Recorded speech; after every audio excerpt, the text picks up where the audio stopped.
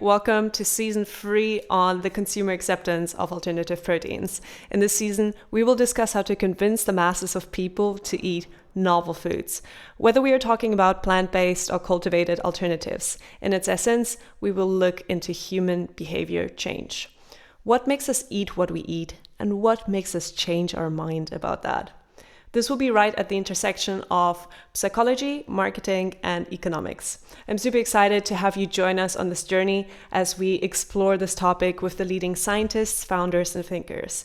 If you are a food tech professional interested in alternative proteins, curious about changing consumer behavior, or into the forces that influence our eating, this season is for you.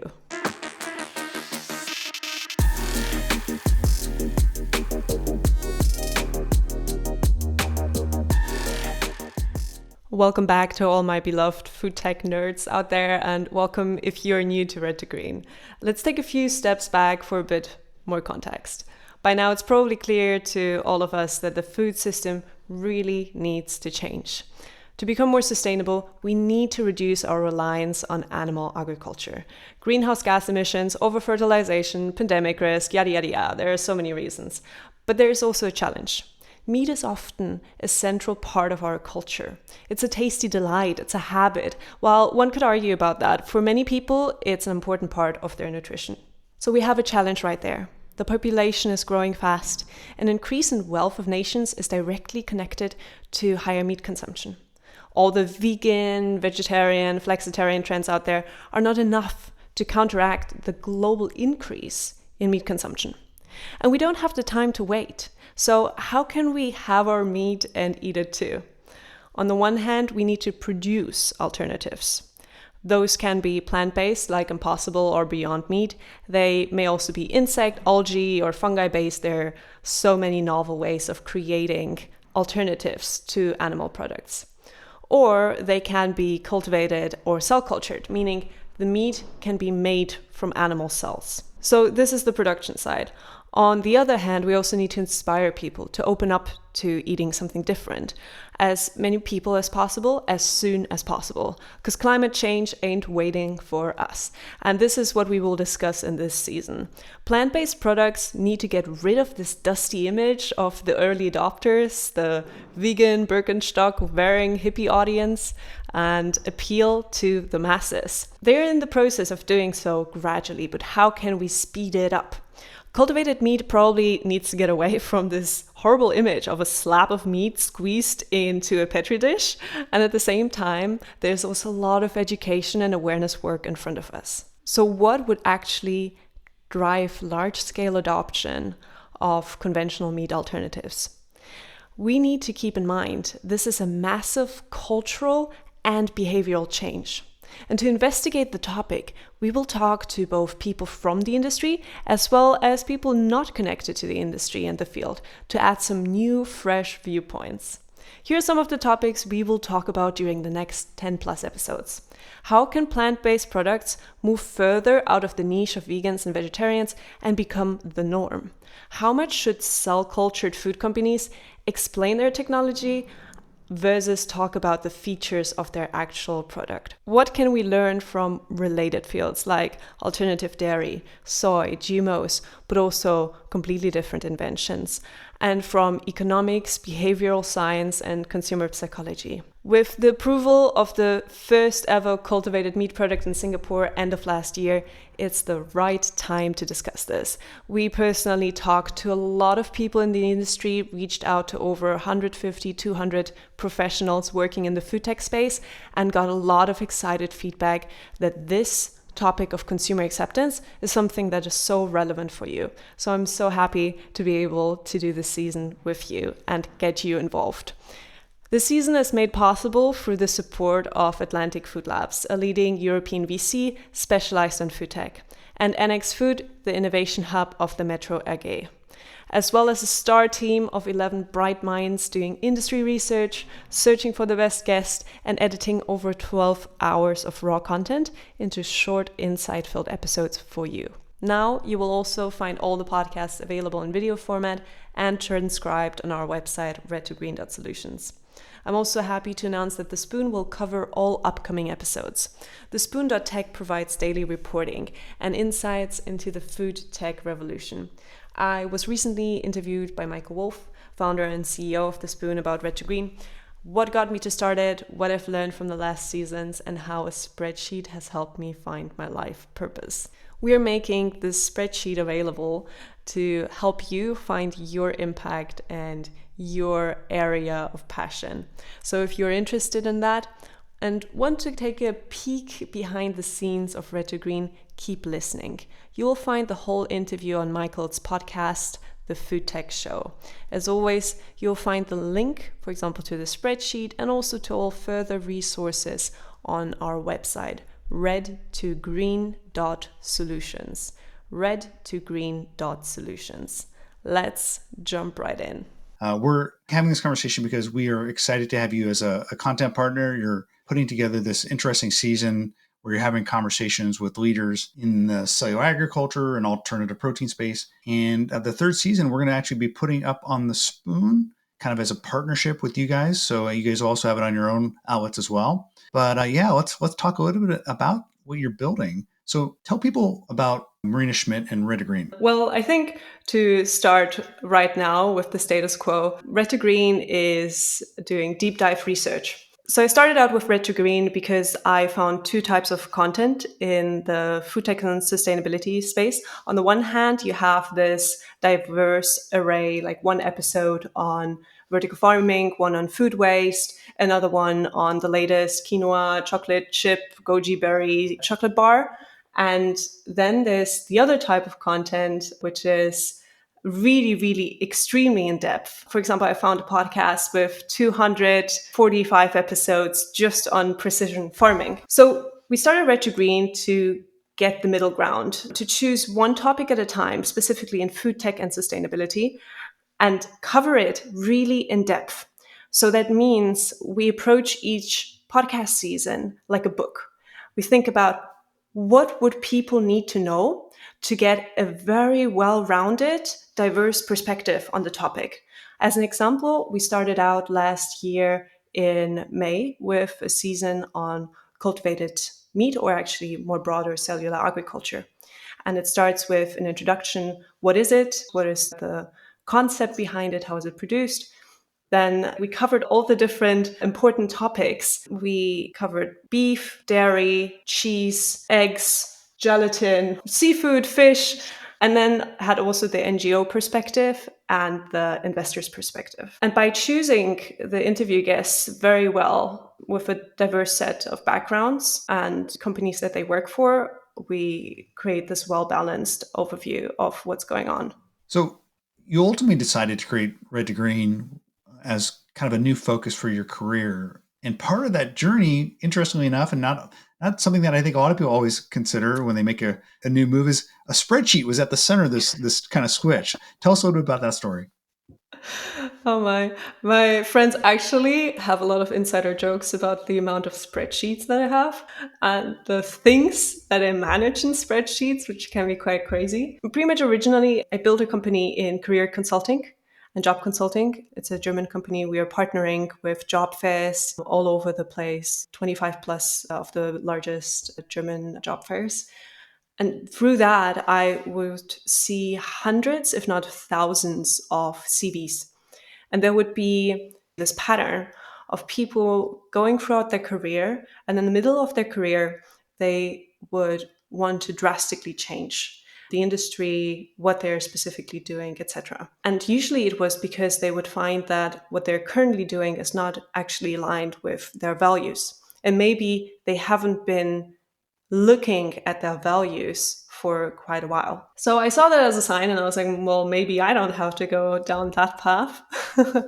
And I decided to sit down and really think about it. And this process led me to gradually work on topics that got me closer to that calling of food tech and sustainability. I worked in company building and worked in digital health with some of the largest medical publishers. I was also working with the World Economic Forum representatives to increase health and climate innovation in Europe. And it was getting warmer and warmer, but I was still tiptoeing around the actual topics. So there was a yoga retreat that really helped. 7 days, lots of meditation, lots of yoga. I can very much recommend that for some clarity. There I realized, okay, I have to be in sustainability, but sustainability is still super broad, very, very wide. So that's where a spreadsheet helped. Actually, a friend of mine, he's the founder of the regenerative agriculture company Klim. He originally had started the spreadsheet where he has listed various, like so many different areas of impact. And he created a spreadsheet detailing what is the field about, what is the core problem, and what are some startups trying to address this problem and solve it. I looked at it and I filled it out. I ranked these areas on a scale of 1 to 10, 10 being this is freaking amazing. I would put everything down and stop my life, move to another country to work on this, and 9 and down being exciting or less exciting. As I filled it out, I was quite surprised that all of my 9s were in food tech. My 9s were vertical farming, plastic alternatives, which you can sort of say is part of food, regenerative agriculture, food waste. And my only 10 was alternative proteins and specifically cellular agriculture. You have that saying in German, but I'm not sure if it's also applicable in English. It was like tomatoes fell off my eyes. I think so. I've never heard I that love one. the saying. It's very visual. That's how it felt. Tomatoes fell off my eyes right there as I was staring at the spreadsheet. And I realized, oh wow, I have to work in this field. Otherwise I'm gonna regret it. And especially with cellular agriculture, it feels like you have to work in it right now because it's a special time to contribute to it. So I've been talking to a lot of people who want to get into the field or who are thinking about their purpose and their values. And I've decided to make the spreadsheet available for free to anybody who wants to just look at it, maybe broaden their scope on the ways of how you can have an impact, or just maybe recheck career choices. So we can link to it and people can fill it out. Please, if you find anything where there's startups to add, where there's a broken link, please just comment on it because we will work on updating it and making it more and more useful to more and more people. Well, great. Well, that's a great use of a spreadsheet. Definitely different than most people use spreadsheets. So that's a great story. Yes. Yeah, I mean, I think that podcasting allows you this storytelling arc throughout a season, Yeah. and I love that approach. And I find it's when I go through and do podcasts, I find I'm learning every episode, and I get better for the next episode. So I'm kind of curious, how maybe your approach to the season changed. Were they fairly closely hewed to what you had thought about when you set out to kind of plan this 12 episode arc, or did as you learned more and discovered more and talked to these experts along the way, did it change at all? So I think it's very dependent on the topic. With the cultured meat topic, I had a relatively clear idea of what I'm going to cover. And that turned out to be pretty on point in the end. But with the plastics alternative season, which is the second season we had, it was like stepping in the dark. Because the tricky thing is to create such a season, we need to understand the whole field.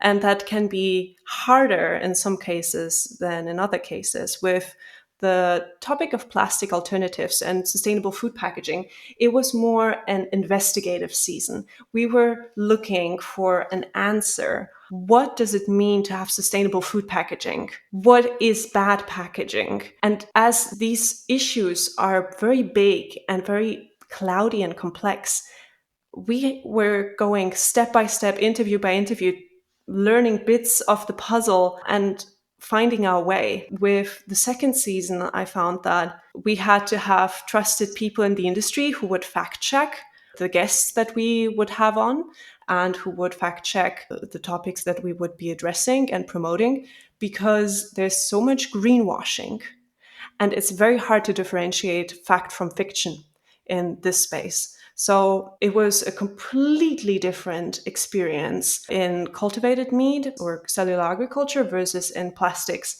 And here again, with the next season we are doing on convincing consumers, we again don't have a clear playbook. It's not like we are just making an overview of an existing field. we are researching for the industry what would make consumers switch to alternative dairy, to insect protein, to cultured meat. And we're actually looking for people who you wouldn't think of as being interesting interview guests, like people from outside the industry who maybe don't even know much about cultured meat in general, but who can offer a novel perspective on it. So this again is more an investigative season. And how have you seen the messaging change? So if you look at the plant-based companies, but also the cell-based companies, how has their marketing and the way that they communicate about their products changed?